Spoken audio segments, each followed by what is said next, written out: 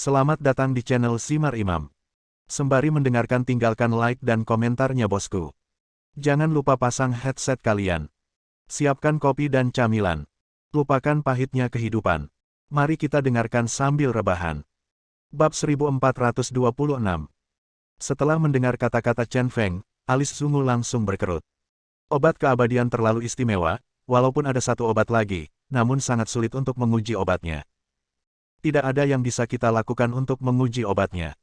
Tapi Dewa Botak Dis tiba-tiba tersenyum lembut. Dia menoleh dan berteriak kepada orang-orang keluarga suci yang mengikutinya, Romain Rolland, keluarlah, hal baik ini akan menimpa kepalamu. Di dalam tim keluarga suci, seorang pria bermata dua berjalan keluar seorang pria tampan dengan wajah sedih dan pucat. Dia menutup mulutnya, terbatuk, dan berjalan ke sisi Sandis. Sejak awal, Chen Feng memperhatikan pria ini. Karena dengan mudah terlihat bahwa orang tersebut sedang sakit parah dan sangat lemah. Dia masih bertanya-tanya saat itu, bertanya-tanya apa yang dilakukan Sandis terhadap pasien yang akan meninggal. Sekarang saya akhirnya sadar bahwa Sandis, seekor rubah tua, telah lama siap bereksperimen dengan seni keabadian. Yaitu menggunakan Romain Rolland, orang yang sekarat, sebagai subjek ujian. Belum lagi, metode ini cukup luar biasa. Orang yang sekarat tidak perlu menunggu terlalu lama. Nama pria ini adalah Romain Rolland, dan dia adalah suami dari putri bungsu saya. Setelah mengungkapkan identitas Romain Rolland, Sandis menghela nafas dan berkata, belum lama ini, Romain Rolland diketahui mengidap penyakit yang tidak dapat disembuhkan, dan itu hanya berlangsung beberapa hari. Saya masih hidup. Kali ini saya mencoba obatnya, mengapa tidak membiarkan Romain Rolland datang? Itu juga permintaan egois saya. Jika obat keabadian berlaku dan Romain Rolland dapat bertahan, itu dapat dianggap sebagai penyelamatan keluargaku. Tolong maafkan permintaanku yang egois. Angan-angan ini sungguh cerdas. Dia tidak hanya mencoba obatnya, dia juga menyelamatkan keluarganya. Yang paling penting adalah mencuri ramuan ekstra keabadian untuk keluarga suci secara terbuka. Zungu berkata dengan sedih, saya pikir tidak apa-apa. Meskipun dia setuju, dia tampak enggan. Dia merasa sangat tidak bahagia. Jika dia mengetahuinya, dia akan memukuli salah satu rekan dekatnya sampai setengah mati untuk mengambil kesempatan menguji obat tersebut. Sekarang sudah terlambat, dan saya hanya bisa menyaksikan tanpa daya saat Sandis memanfaatkannya. Tapi, Chen Feng berkata dengan ragu-ragu, meskipun obat keabadian dapat membuat orang hidup selamanya, belum tentu menyembuhkan pasien. Saya pikir kedua konsep ini berbeda. Obat keabadian seharusnya begitu mampu memungkinkan orang normal untuk hidup untuk waktu yang lama. Bagi seseorang yang memiliki penyakit yang tidak dapat disembuhkan, maka penyakitnya yang tidak dapat disembuhkan tersebut harus disembuhkan terlebih dahulu sebelum ia dapat memperoleh keabadian. Namun belum diketahui secara pasti apakah ramuan keabadian mempunyai kemampuan menyembuhkan penyakit. Mendengar ini, Ji Rensuan maju untuk menjelaskan, Anda tidak perlu khawatir tentang ini. Ramuan keabadian memiliki kemampuan untuk membentuk kembali seseorang, dan dapat menghilangkan penyakit apapun. Pada awalnya, saya terluka parah dan bisa tidak pulih untuk waktu yang lama. Dengan bantuan ramuan keabadian, tubuhnya dibentuk kembali dan dia memperoleh kehidupan abadi.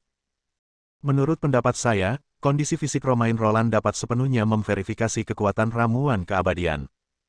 Chen Feng awalnya ingin membantahnya. Tapi akhirnya memilih diam. Ji Rensuan berusaha keras untuk menjelaskan, seolah-olah dia selalu ingin membela masalah pengujian obat. Selalu ada perasaan bahwa setiap orang telah jatuh ke dalam perangkap Ji Rensuan. Tapi tidak apa-apa, dia ingin melihat trik apa yang akan dimainkan Ji Rensuan. Mengikuti kata-kata Ji Rensuan, Sandis menambahkan, di dunia ini, mengenai keterampilan medis, Dewa Pengobatan, Hippocrates, adalah otoritas mutlak. Hippocrates mengetahui kondisi fisik Romain Rolland dengan baik. Dia akan menguji obatnya nanti dan menunggu Roman setelah Rolland meminumnya ramuan keabadian. Hippocrates dapat memeriksa kondisi fisik Romain Rolland dan memverifikasi kemanjuran ramuan kehidupan. Kali ini, Chen Feng bahkan mengagumi Sandis. Cincin demi cincin, bahkan Dewa Pengobatan pun telah menggunakannya. Sandis ini jelas merupakan pria yang cerdik. Tidak perlu mempertanyakan kemampuan Dewa Pengobatan. Zungu mengangguk dan berkata, ya, itu ide yang bagus, dan saya juga percaya pada Dewa Pengobatan. Alasan mengapa saya percaya pada Dewa Pengobatan adalah sangat sederhana. Sandis tidak akan pernah membohongi dirinya sendiri, keaslian ramuan kehidupan juga sangat penting bagi Sandis. Selain itu, selain keterampilan medisnya yang luar biasa, Dewa Medis juga merupakan orang yang sangat paranoid. Terus terang, dia adalah orang yang sangat sombong yang menyayangi bulu dan tidak pandai berbohong. Orang-orang seperti itu sangat meyakinkan. Setelah Zungu mengungkapkan pendiriannya, mata semua orang kembali tertuju pada Chen Feng. Tidak suka ditatap oleh banyak orang pada saat yang sama, Chen Feng menyipitkan matanya dan berkata dengan nada tidak senang, dalam hal ini, tentu saja saya tidak akan keberatan. Saya akan membiarkan Romain Roland menguji obatnya. Saya setuju. Hanya ada 3 pemimpin klan, tapi masih ada 1 yang hilang. Mendengar ini, Zungu berkata dengan tidak sabar, Tisef orang ini, hal yang sangat besar, sangat lambat.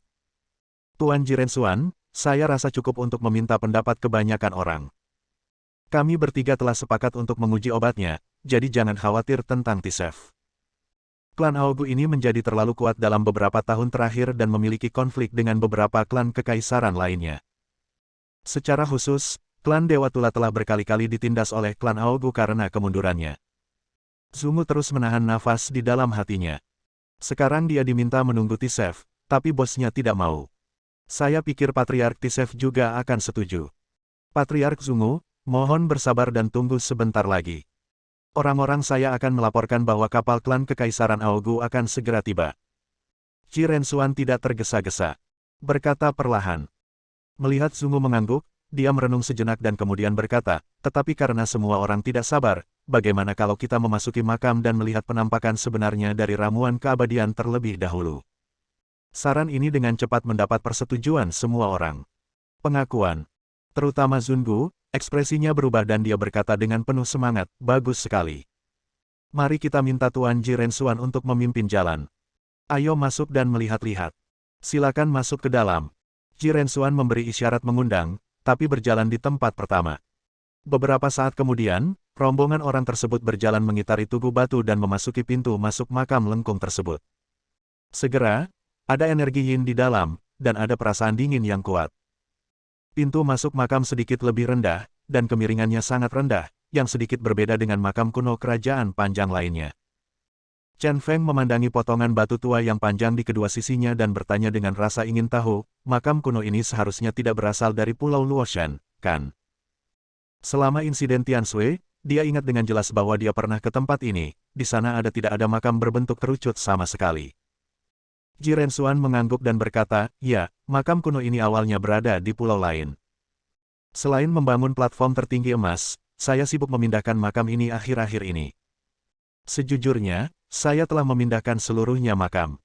Makam kuno ini dipindahkan persis dari pulau lain ke tempat ini.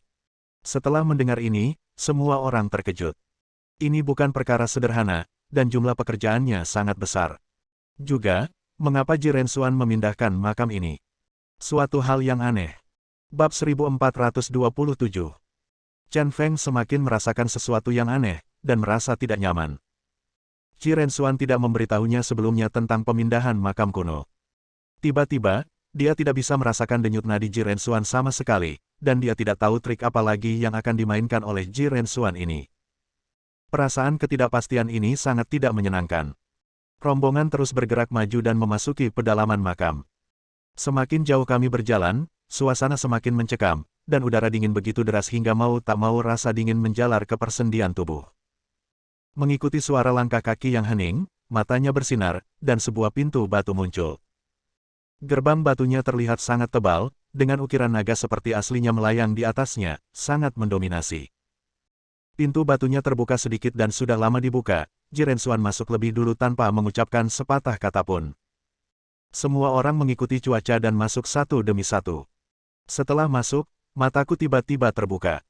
Apa yang dia lihat di depannya adalah ruang persegi yang agak besar dengan tata letak yang aneh. Di bawah ruang itu, ada lubang sedalam 2 meter, yang sangat gelap. Di atas lubang yang dalam, ada seekor naga panjang yang diukir di batu di keempat sudutnya. Mereka memiliki bentuk dan roh yang berbeda, dan masing-masing memegang rantai besi di mulutnya. Setiap rantai besi dihubungkan ke jembatan yang terbuat dari batu giok putih, mengarah langsung ke tengah lubang. Di tengahnya ada platform persegi tinggi. Di platform tinggi, berdiri tripod perunggu besar setinggi lebih dari 2 meter. Tripod perunggu ini memiliki bentuk yang aneh dan aneh serta tidak normal. Apakah ini tungku alkimia? Chen Feng berseru. Sejujurnya, dia tidak pernah percaya pada teknik alkimia kuno kerajaan naga, jadi dia tidak melakukan banyak penelitian tentangnya. Alasan kenapa saya secara naluriah memanggil tungku alkimia adalah karena benda ini sangat mirip dengan tungku alkimia Taisang Lao Jun di perjalanan ke barat. Ya, ini tungku alkimia. Jiren Xuan mengangguk, membenarkan dugaan Chen Feng. Ada seseorang di sana. Zungu, yang berdiri menyamping dan memiliki mata yang tajam, memperhatikan seseorang yang duduk bersila di sisi utara tungku alkimia. Yang tersisa dari pria itu hanyalah kerangka. Di tangan manusia kerangka ini, dia memegang sebuah kotak kayu cendana merah. Kotaknya terbuka, dan 5 pil merah terang ditempatkan di dalamnya. Mendengar suara Zungu, semua orang pindah ke sisi Zungu, dan mereka semua menemukan kerangka itu memegang kotak kayu cendana merah. Mata Chen Feng sedikit terfokus, dan dia dengan hati-hati mengamati kerangka itu dengan sepasang mata. Tulang kerangkanya bergerigi dan dia sudah mati entah sudah berapa tahun. Kotak kayu cendana merah di tangannya terlindungi dengan baik. Di dalam kotak kayu cendana merah, terdapat 5 pil berwarna merah yang sangat mencolok. Entah kenapa, kelima pil tersebut seperti mutiara di malam hari, memancarkan cahaya merah redup di ruang makam yang gelap. Chen Feng menemukan ada 5 pil merah dalam lingkaran. Ada lekukan di tengah kotak. Jelas sekali, awalnya ada pil di alur itu. Dengan kata lain, awalnya ada 6 pil, tapi 1 diambil. Tepat ketika semua orang sangat penasaran, Jiren Xuan akhirnya berkata, botol tungku alkimia ini digunakan oleh seorang alkemis terkenal bernama Su Fu di kerajaan naga kuno untuk membuat alkimia. Su Fu. Chen Feng memakannya. Kaget. Orang baik, Jiren Xuan sangat tidak masuk akal bahkan Su Fu pun berhasil mengetahuinya. Saat berbicara tentang keabadian, seseorang selalu mengungkit Su Fu. Hal konyol semacam ini, bagi seseorang dari kerajaan naga, telinganya berdenging, dan dia tidak mempercayainya untuk waktu yang lama. Nampaknya Jiren Xuan tidak bisa lepas dari klise saat mengarang cerita. Chen Feng tahu tentang Su Fu, tapi Sandis dan Zungu tidak tahu. Mereka berdua menjadi bingung setelah mendengar ini, mereka bahkan tidak bisa mempertanyakannya, jadi mereka hanya bisa membiarkan Jiren Xuan terus membuat omong kosong. Jiren Xuan menatap wajahnya dalam-dalam dan melanjutkan, Su Fu awalnya adalah alkemis paling terpercaya dari Kaisar pertama. Dia memberitahu Kaisar pertama bahwa ada 3 pulau peri di laut tempat tinggal makhluk abadi, dan ada cara untuk hidup selamanya. Setelah itu, Kaisar pertama meminta Su Fu untuk membawa ribuan anak laki-laki bersamanya. Anak-anak itu pergi ke laut untuk mencari keabadian, tidak pernah kembali. Faktanya, Su Fu tiba di Pulau Dewa Petir, tempat misterius di laut, tinggal di Pulau Dewa Petir, dan diam-diam menyempurnakan ramuan keabadian. Di dalam makam, setelah digali, saya memiliki batu nisan dan sebuah tablet, yang mencatat secara rinci perbuatan Su Fu di Pulau Leishan. Lubang yang dalam di bawah awalnya adalah lubang pemakaman, dan penuh dengan mayat wanita. Saat memindahkan ruang makam, saya menyuruh orang mengumpulkan mayat yang dikuburkan. Menurut tulisan di batu nisan, Su Fu mencuri simbol itu dari pembuluh darah naga leluhur sebelum pergi ke laut. Di makam ini, dia menggunakan pembuluh darah naga leluhur dan energi yin dari wanita yang terkubur untuk menciptakan tempat yang sangat suram ini. Yuan, dengan fenomena surgawi tertinggi, menyempurnakan ramuan keabadian. Hanya saja Su Fu menggunakan kekuatan terakhirnya untuk memurnikan ramuan keabadian. Keberuntungan mempermainkan orang, dan dia mati sebelum dia bisa menerimanya. Sandis dan Zungu tercengang saat mendengar ini. Orang barat benar-benar tertipu ketika mereka melihat fantasi untuk pertama kalinya. Tapi Chen Feng, yang wajahnya dipenuhi rasa malu, hampir tidak bisa menahan diri.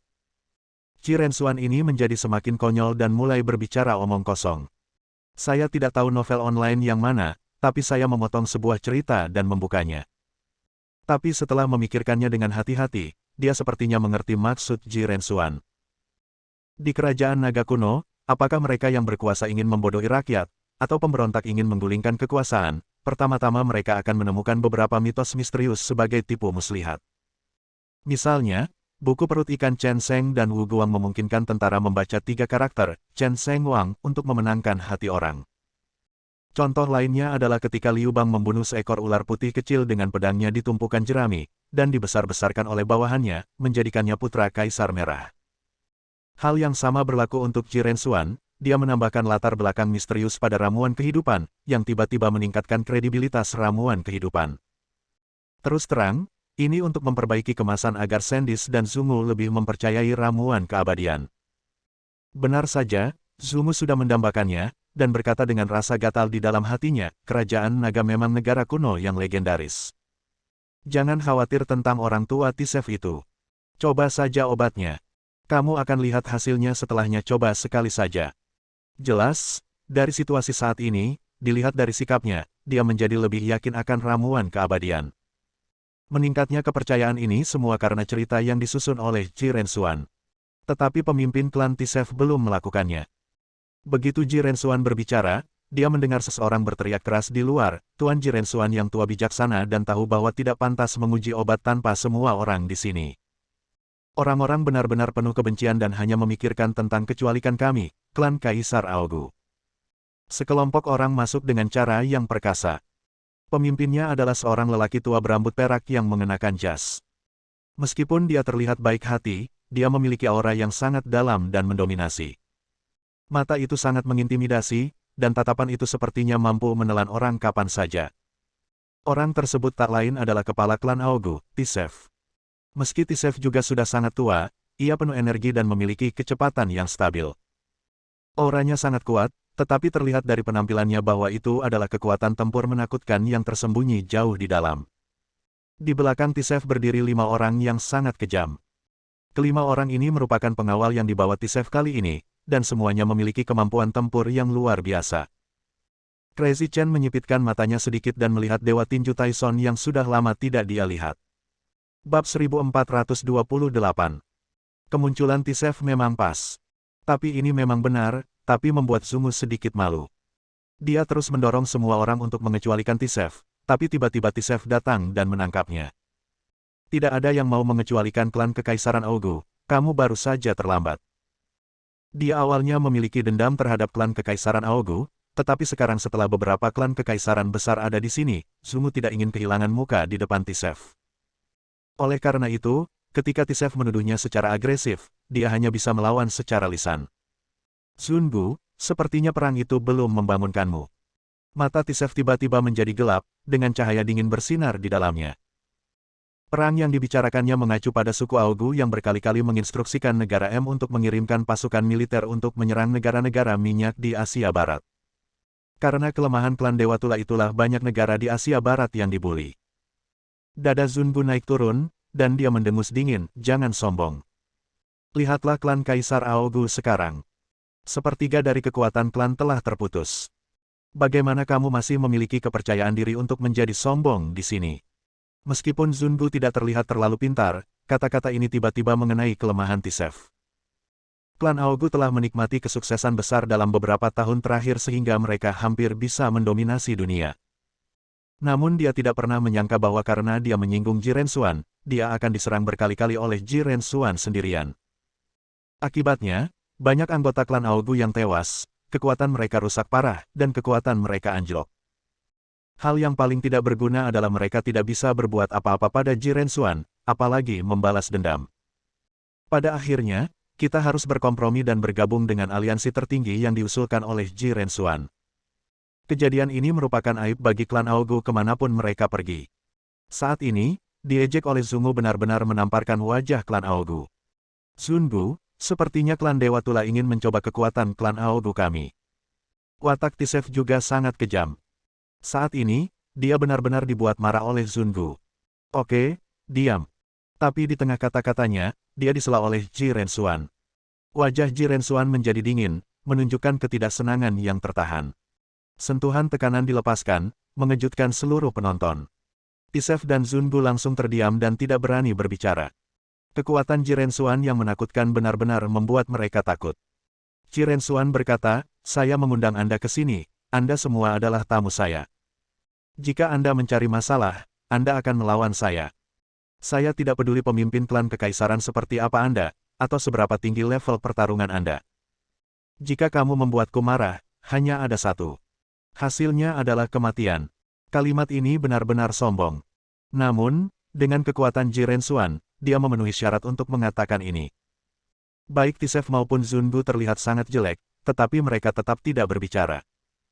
Melihat ini, Ji Rensuan mengubah nadanya dan melunak, lalu berkata, sekarang mari kita bicara tentang ramuan keabadian.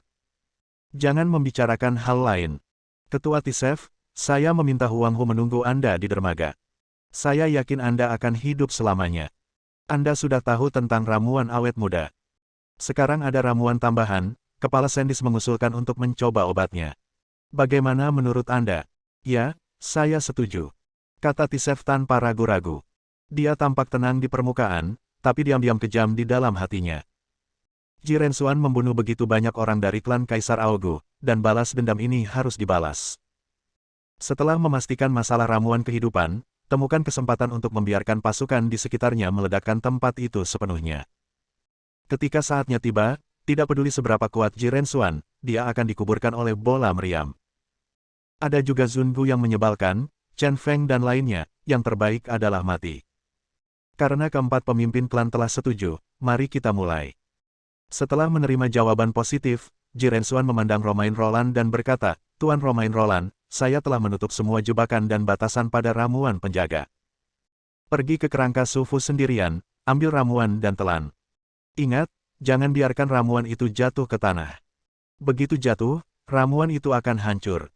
Romain Roland terbatuk dan melirik ke arah Sandis.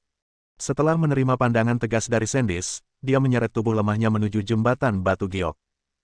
Menginjak jembatan giok, kami berjalan selangkah demi selangkah menuju tungku alkimia dan tulang Sufu.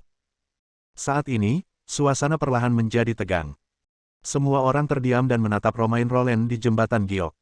Di bawah sorotan, Romain Roland melewati tungku alkimia besar dan sampai ke tulang Sufu. Bau apek masuk ke mulut dan hidungnya, membuatnya mengerutkan kening jijik dan batuk lagi. Kemudian, matanya tertuju pada pil merah di dalam kotak kayu rosewood. Setelah memikirkannya, dia menyadari bahwa dia sudah sekarat, jadi tidak ada yang perlu ditakutkan, jadi dia mengeluarkan pil merah dari kotaknya. Dia mencubit pil itu dengan 3 jari tangan kanannya dan tiba-tiba merasakan sensasi terbakar yang aneh. Rasa panas membuatnya bereaksi secara naluriah, seperti memegang mangkuk panas dan hampir membuang pilnya. Karena ketakutan hingga berkeringat dingin, dia menatap Sandis dengan ragu-ragu. Makan itu. Sandis tampak serius. Kruk di tangannya membentur tanah dengan keras. Sebuah ledakan bergema di dalam makam. Di bawah tatapan semua orang, Romain Roland memegang pil, membuka mulut dan menutup matanya. Kemudian dia memasukkan pil itu ke dalam mulutnya, menelan seluruh pil sambil menggeram di tenggorokannya. Di bawah pandangan semua orang, pemandangan mengerikan terjadi. Romain Roland yang baru saja menelan pil tersebut tiba-tiba mencengkeram lehernya dengan kedua tangannya, membuka mulutnya kesakitan, dan mengeluarkan suara muntah dengan wajah galak. Pada saat yang sama, warna merah keluar dari tenggorokan Romain Roland melalui celah di antara jari-jarinya. Segera setelah itu, seluruh darah Romain Roland sepertinya tersulut oleh warna merah tua ini. Sinar cahaya merah bergantian di sekujur tubuhnya, seperti gunung berapi aktif yang akan meletus. Tuan Jirensuan, apa yang terjadi? Sandis bertanya pada Jirensuan dengan panik dengan ekspresi serius. Meski dia siap membiarkan Romain Roland berkorban, dia tetap tidak tega melihat Romain Roland kesakitan. Jangan khawatir, kesenangan akan segera dimulai. Jirensuan berkata dengan sangat dingin, tetapi senyuman acuh tak acuh muncul di sudut mulutnya. Sikap ini membuat Sandis sangat tidak puas. Tapi sebelum dia bisa berkata apa-apa, terdengar ledakan dan guntur meledak dari langit. Suaranya sangat memekakkan telinga, seolah meledak di kepala. Semua orang dikejutkan oleh guntur, menundukkan kepala dan menutup telinga. Hanya Jirensuan, Chen Feng, yang berdiri di sana tanpa rasa takut, masih memandangi Romain Roland yang sedang berjuang dan kesakitan. Pada saat ini, pemandangan yang lebih aneh pun muncul. Saat guntur berhenti, bagian atas makam tiba-tiba menjadi terang. Ketika saya melihat ke atas, saya melihat jimat dan segel tahu pada potongan batu yang menopang ruang makam semuanya menyala, bersinar merah dan putih. Dalam sekejap, semua simbol bersinar. Diiringi raungan menyakitkan Romain Roland, suasana di seluruh makam terasa aneh dan menakutkan. Bab 1429. Apa-apaan ini? Chen Feng tidak bisa menahan diri untuk tidak mengutuk ketika dia melihat pemandangan fantasi di depannya. Apa sebenarnya yang terjadi? Apakah memang ada kekuatan tak dikenal di dunia ini? Namun tak lama kemudian, dia membuang pikiran konyol itu dari kepalanya. Dunia masih ilmiah. Semua hal masih bersifat materialistis. Ini pasti tipuan dan penyamaran Ji Rensuan. Kecuali Chen Feng, 3 leluhur lainnya juga sangat terkejut dengan pemandangan luar biasa di depan mereka. Jika Romain Rolland benar-benar dapat bertahan hidup dan tubuhnya dapat menghilangkan rasa sakit akibat penyakit mematikan, maka mereka tidak akan dapat mempercayai seni keabadian. Saat ini, semuanya tergantung pada apa yang terjadi setelah Romain Rolland menelan obatnya. Namun, Romain Rolland di depan mayat Su Fu mengangkat kepalanya kesakitan. Dia membuka mulutnya, dan lampu merah yang tak terhitung jumlahnya keluar dari mulutnya. Mengerikan sekali melihatnya, dan Romain Rolland yang kesakitan sepertinya selangkah lebih dekat dengan ledakan. Tuan, langit di luar telah berubah. Langit yang semula cerah tiba-tiba menjadi badai. Di bawah awan gelap yang bergulung, sambaran petir baru saja menyambar bagian atas makam. Pada saat ini, seorang pria bernama Huang Xiang dari keluarga Huang, dia bergegas masuk dan melapor ke Ji Rensuan. Awalnya, semua orang di keluarga Huang menyebut Ji Rensuan yang tertinggi.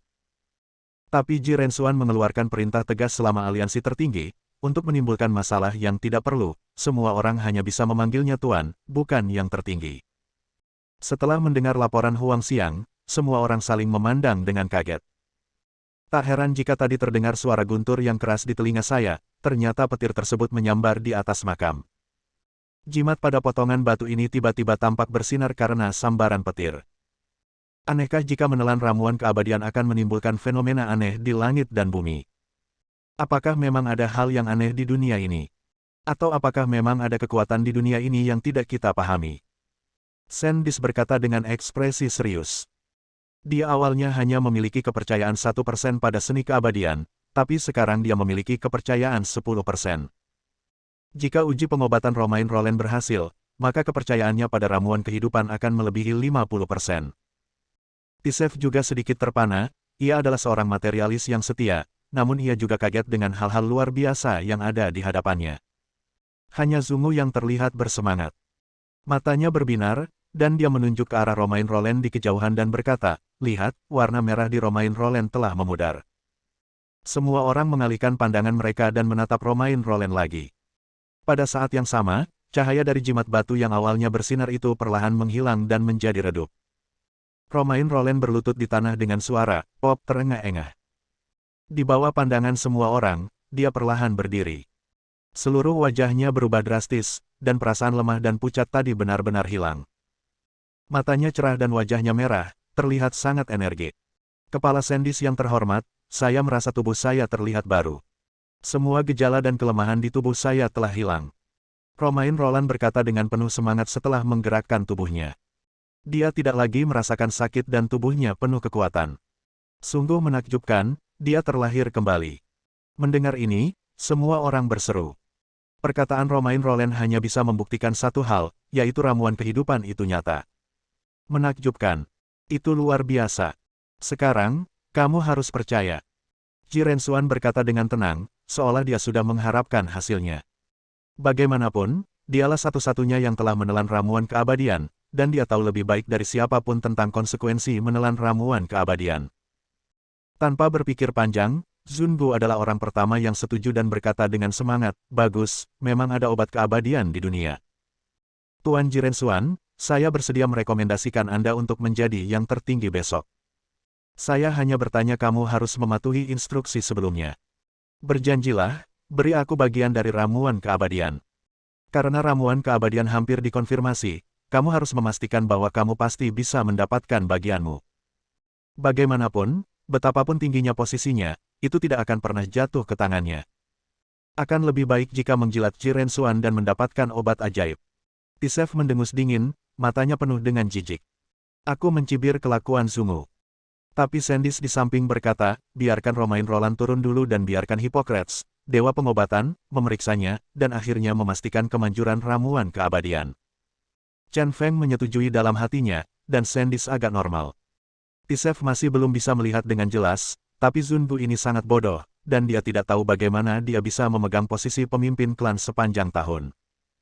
Meski Romain Rolland sendiri mengatakan bahwa tubuhnya telah terlihat baru, ia tetap harus melakukan penilaian untuk memastikannya. Itu masuk akal. Apa yang dikatakan kepala Sandis masuk akal. Ji Rensuan mengangguk dan setuju dengan pernyataan Sandis. Jadi, Sandis berteriak kepada Romain Rolland di depan tungku alkimia, turunlah dulu dan biarkan dewa pengobatan memeriksa tubuhmu. Saya patuh, Patriark yang terhormat. Romain Rolland mulai berjalan kembali dengan kegembiraan yang masih tersisa. Tapi begitu saya mengambil langkah, saya tidak tahu apakah itu ilusi, tapi tiba-tiba saya melihat tulang Sufu bergerak. Dia terkejut dan tidak sengaja menyentuh tulang Sufu. Sentuhan ini begitu serius hingga kotak kayu cendana merah di tangan Sufu bergetar. Kotak kayu cendana merah yang bergetar itu langsung miring. 4 pil merah yang tersisa diturunkan satu demi satu. Hati-hati. Melihat pemandangan ini, wajah Zungu berubah dan dia berteriak. Yang lain bahkan lebih ketakutan, dan seluruh tubuh mereka secara naluriah bergegas ke depan. Saya ingat Chiren Xuan berkata sebelumnya bahwa jika ramuan keabadian jatuh ke tanah, ramuan itu akan hancur. Saat ini, 4 pil yang tersisa jatuh, begitu menyentuh tanah, tidak ada yang tersisa. Pada saat kritis ini, Romain Rolland, yang telah memulihkan kekuatannya dari kelemahannya, memiliki penglihatan yang cepat dan mengulurkan tangan kanannya untuk memancingnya. Yang mengejutkan, dia benar-benar menangkap 4 pil. Hah! Semua orang ketakutan dan menghela napas panjang. Teman baik, hati semua orang sedang berada di roller coaster.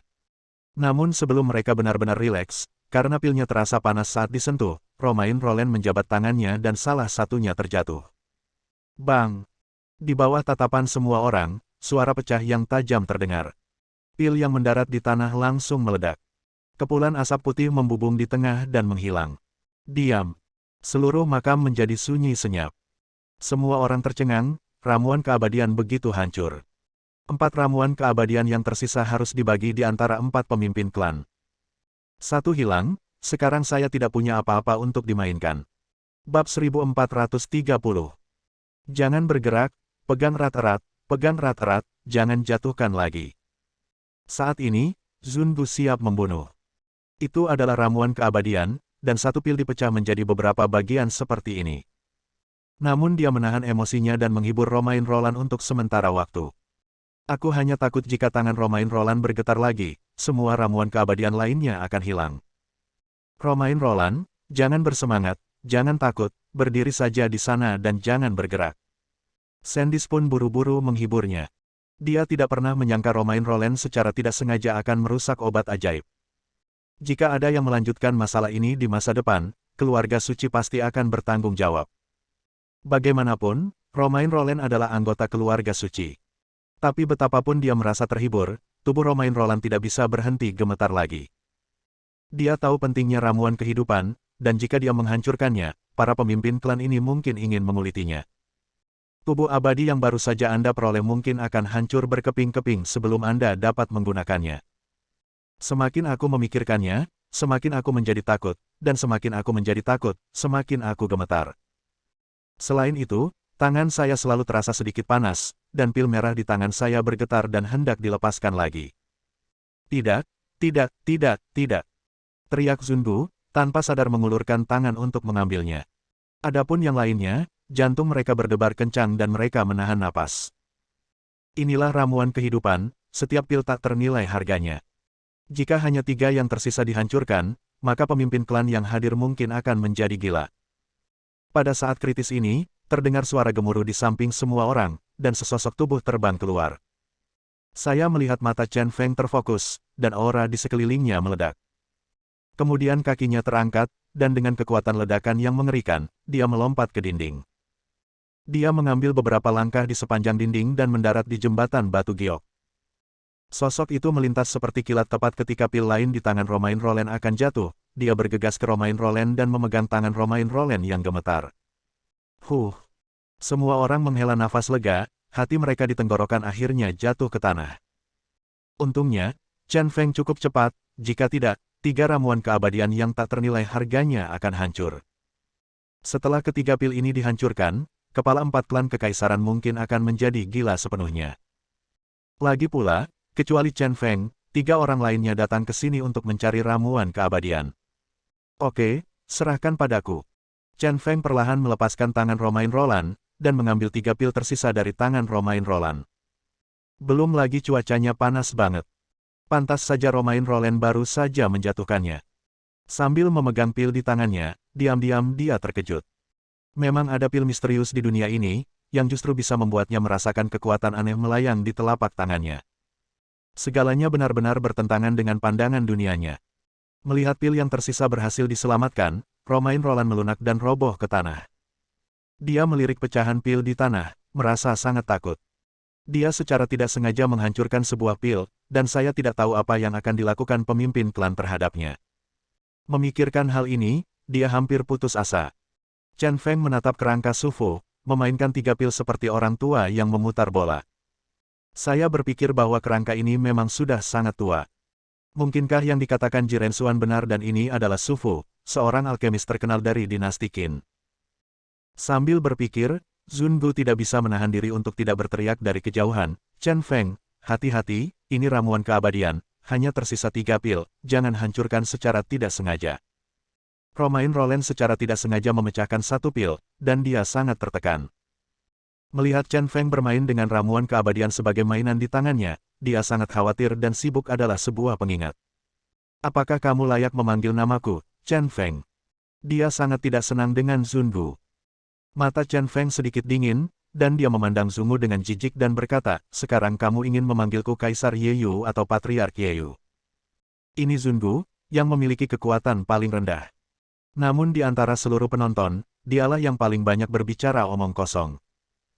Zungu mendengus dingin dan berkata, berhenti bicara yang tidak masuk akal, segera masukkan kembali ramuan keabadian ke dalam kotak, lalu tutupi kotak itu, dan jangan memainkannya di tanganmu. Jika kamu berani memecahkannya lagi, kamu bodoh. Satu-satunya hal mendesak yang dia miliki sekarang adalah memastikan keamanan 3 pil keabadian lainnya. Di matanya, perilaku Chen Feng merupakan penghujatan terhadap obat ajaib. Mendengar hal tersebut, Chen Feng menjadi semakin tidak senang, ia masih memainkan ketiga pil di tangannya, dan dengan sengaja memutarnya lebih cepat. Kamu. Melihat adegan, Zun Bu sangat kesal dan giginya gatal karena kebencian. Tapi Chen Feng menyipitkan matanya dan berkata kepada semua orang dengan tenang, sekarang hanya tersisa 3 pil keabadian. Keempat pemimpin klan tidak bisa berbagi cukup banyak. Demi keuntungan semua orang, saya mengusulkan agar para dewa klan Kekaisaran Tula dilenyapkan, dan ketiga pil itu dibagi antara klan Kekaisaran Ji, klan Kekaisaran Aogu, dan keluarga suci. Bagaimanapun, klan Kekaisaran Dewa Tula telah lama tidak pantas menyandang namanya dan tidak memenuhi syarat untuk menyebut dirinya klan Kekaisaran. Apakah 2 pemimpin klan lainnya memikirkan usulan ini? Zun Bu segera menyadari betapa bodohnya dia karena berani berdebat dengan Chen Feng. Hanya dengan beberapa kata, Chen Feng membuat situasinya sangat memalukan. Sekarang hanya tersisa 3 pil keabadian, dan poinnya pasti tidak cukup. Di dunia di mana yang kuat mengambil makanannya, kecuali terjadi kecelakaan, biasanya orang yang paling lemah tidak akan bisa mendapatkan ramuan keabadian. Tak perlu dikatakan lagi, klan Dewa Tula jelas merupakan yang terlemah di antara 4 klan besar. Terlebih lagi, 2 patriark lainnya tidak akan pernah keberatan dengan saran seperti itu. Setelah ketiga perusahaan bersatu, baginya, dia bisa mengucapkan selamat tinggal pada obat ajaib. Chen Feng mengemukakan saran ini, yang dapat dikatakan mencapai titik kunci dalam menghormati orang-orang kuno. Benar saja, setelah berpikir sejenak, Di Sifu adalah orang pertama yang mengungkapkan posisinya, ya, apa yang dikatakan ketua Yeyu masuk akal.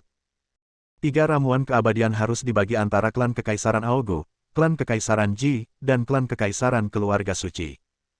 Seorang kepala keluarga kelas 2 yang konyol masih ingin hidup selamanya, itu hanya delusi. Dia memiliki dendam terhadap Zun Bu, dan memanfaatkan kesempatan ini, Di Sifu segera melancarkan serangan. Tentu saja, alasan mengapa dia setuju dengan Chen Feng adalah untuk melindungi kepentingannya sendiri dalam mendapatkan ramuan keabadian. Tendang Zun Bu keluar, dan bidaknya tidak akan bisa lepas. Namun Sandis tetap diam. Karena musnahnya obat itu disebabkan oleh kesalahan Romain Roland. Saat dihadapkan pada suatu masalah, diam dapat menghindari kritik. Namun, Zun Bu segera memikirkan hal ini dan segera membalas, tidakkah kalian bergabung untuk menindasku? Orang yang memecahkan pil itu adalah anggota keluarga suci, dan keluarga suci harus bertanggung jawab atas ini. Selain itu, Roland Roman setelah meminum pil berarti keluarga suci telah memperoleh ramuan keabadian. Karena sudah mendapatkannya, keluarga suci tidak lagi memenuhi syarat untuk menggunakan ramuan itu. Jadi menurutku itu seharusnya adil jika klan Kekaisaran Dewa Tula, klan Kekaisaran Ji, dan klan Kekaisaran Ogu berbagi 3 ramuan keabadian yang tersisa secara setara. Bersambung. Nantikan bab selanjutnya bosku.